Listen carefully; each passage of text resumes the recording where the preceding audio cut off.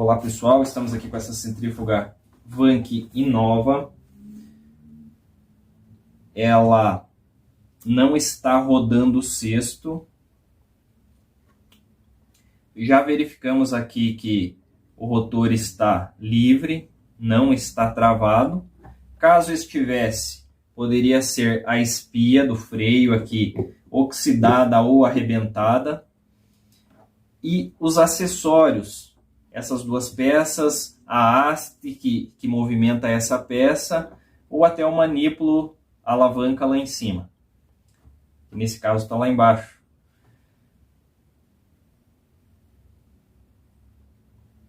Pois bem, como ela está livre, o problema é elétrico. O que causa esse sintoma dele não ter força para rodar? Geralmente é o capacitor, essa peça que fica aqui ao lado. O capacitor, eu vou mostrar a seguir como testá-lo. Tem que remover ali do local. Mas também pode ser um problema do próprio motor. O motor em si pode ser testado de certa forma por eliminação ao verificar o capacitor, que é a peça mais fácil. Mas caso não funcione e precise ser investigado, é possível testar o motor também com multiteste e verificar se não está aberto alguma dos enrolamentos, que pode causar esse sintoma também. O motor tem 4 fios, 2 vão para o capacitor e 2 são os principais aqui que são alimentados diretamente com a energia. O capacitor pode estar com um fio externo arrebentado, ou o circuito, o enrolamento que vem até ele aqui, ele pode estar interrompido internamente do motor. Aí, ou vai ter que rebobinar o motor ou fazer a substituição dele. Mas já adianto que esse produto, o problema era o capacitor. E a seguir eu vou demonstrar como fazer o teste, como que eu identifiquei que o capacitor estava com problema.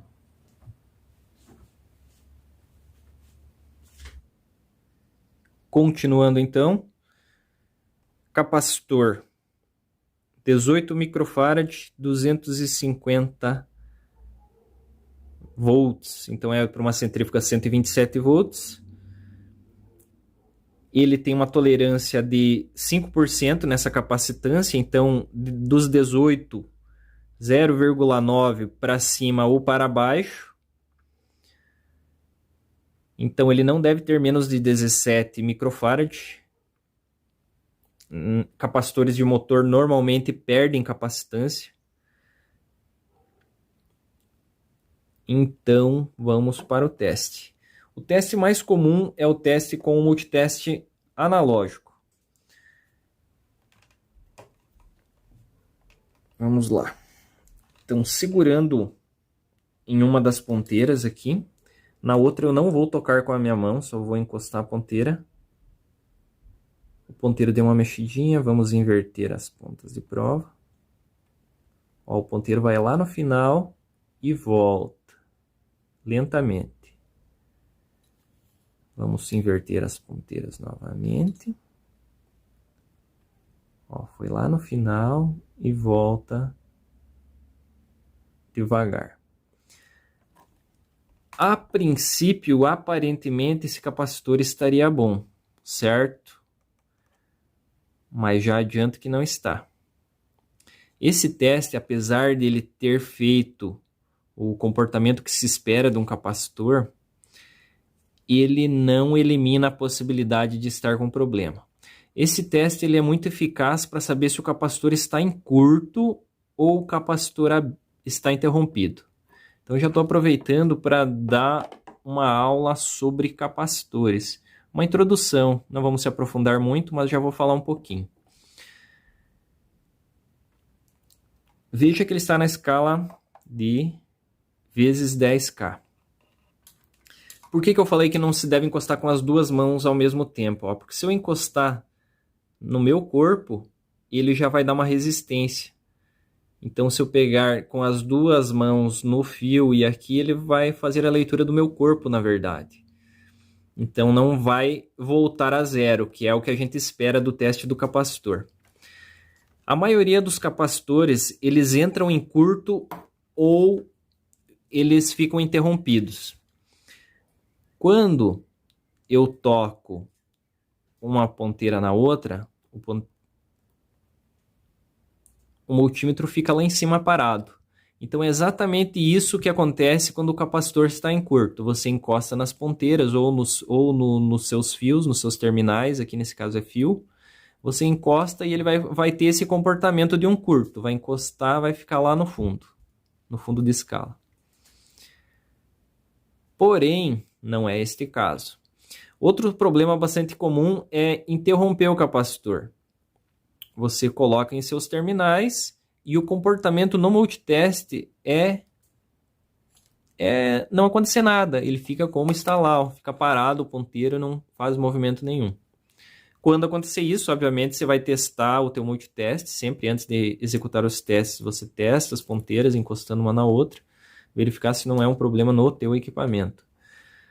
Mas um teste muito eficaz, utilizado pelo pessoal, na maioria dos casos, ele não garante o funcionamento pleno do capacitor, é esse teste que eu demonstrei aqui.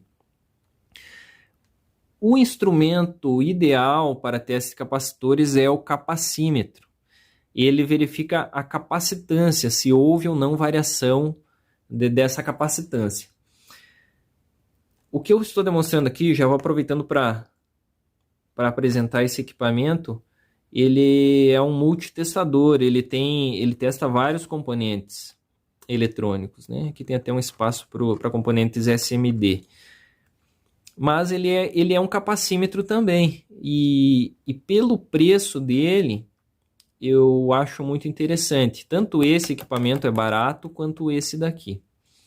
Eu tenho um capacímetro mais caro, mas esse daqui ele atende perfeitamente. Então eu vou mostrar o funcionamento dele.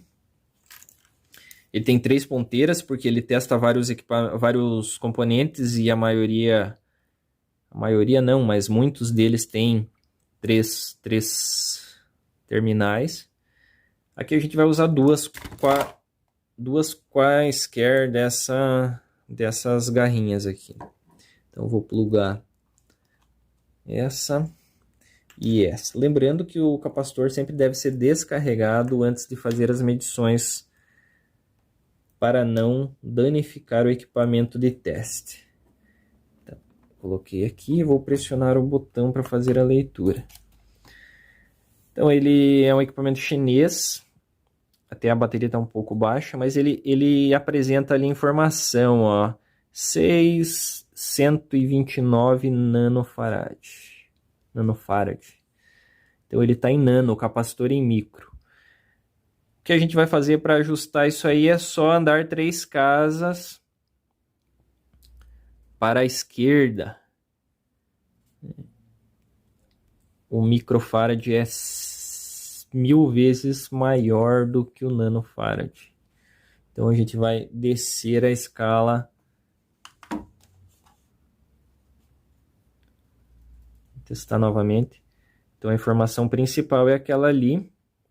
Então a vírgula vai ser 6,196. 6 micro, 6,1 microfarad. Então essa é a informação que nós precisamos. Dá para ver que está bem longe dos 17. Esgotou bastante o capacitor, por isso que ele não tinha força de arrancar, né? de rodar o cesto. Tem algumas informações secundárias aqui que são mais relevantes para a parte de eletrônica, que esse equipamento é um diferencial, porque nem o meu capacímetro não passa as informações, que é essa ESR, que é uma resistência interna que todo componente tem, bastante útil nos concertos de fonte chaveada. E essa tensão de fuga, é a porcentagem de fuga que tem no componente, aqui está baixinha. Então a SR também está baixa e a tensão de fuga também está baixa. O problema nosso aqui é um esgotamento de capacitância. Então esse é o problema. Então Então, para garantir o teste, o teste de capacitor, o bom é ter um capacímetro.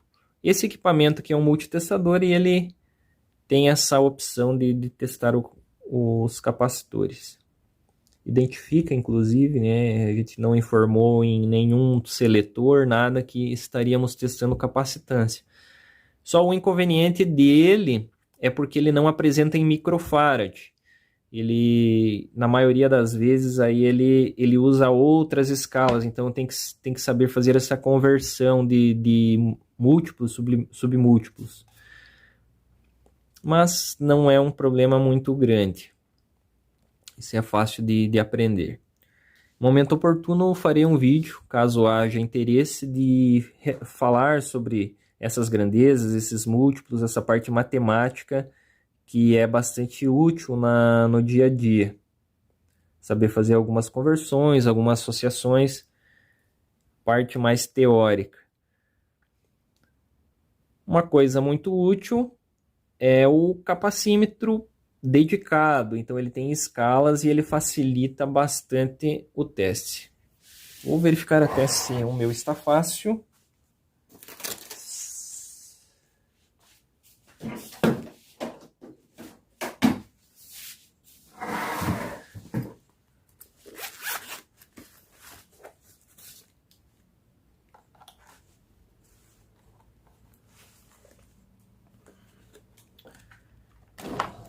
Voltei, então aqui, ó, esse é o capacímetro. É um equipamento que só faz isso, só afere capacitâncias. Então vamos pegar o capacitor.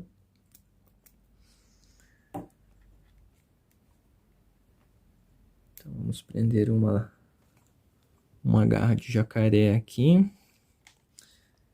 A outra garra aqui.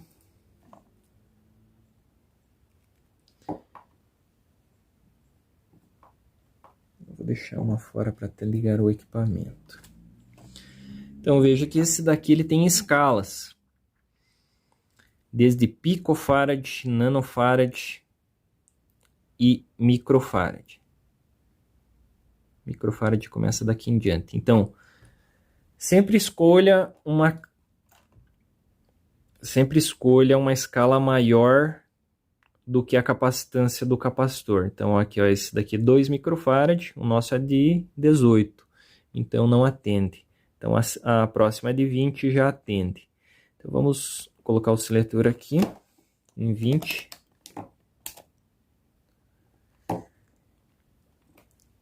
E veja que ele já vai dar o resultado aqui em microfarad, aquele sinal ali, ó, um sinal de micro. E o F de Faraday. Então os capacitores, os capacitores de motor principalmente,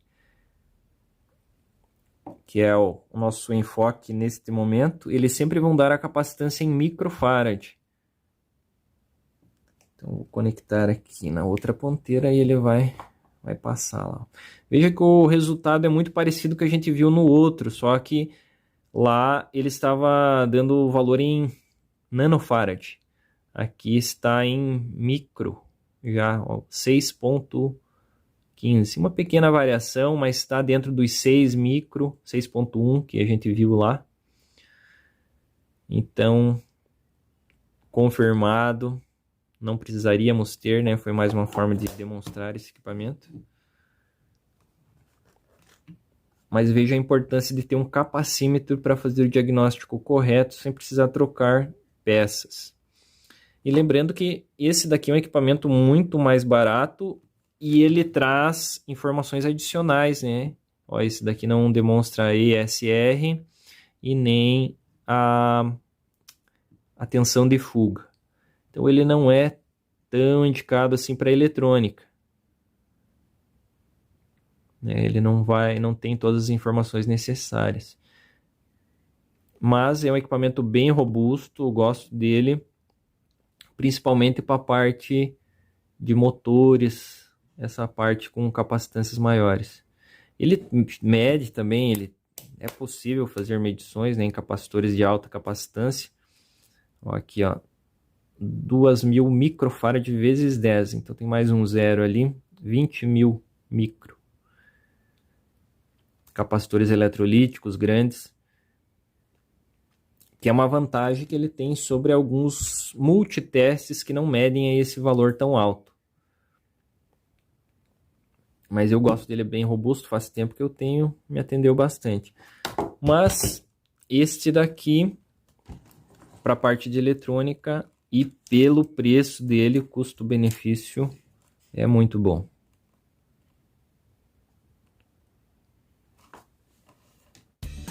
Retribua minha ajuda deixando seu like, compartilhe com mais pessoas para que elas possam ser ajudadas.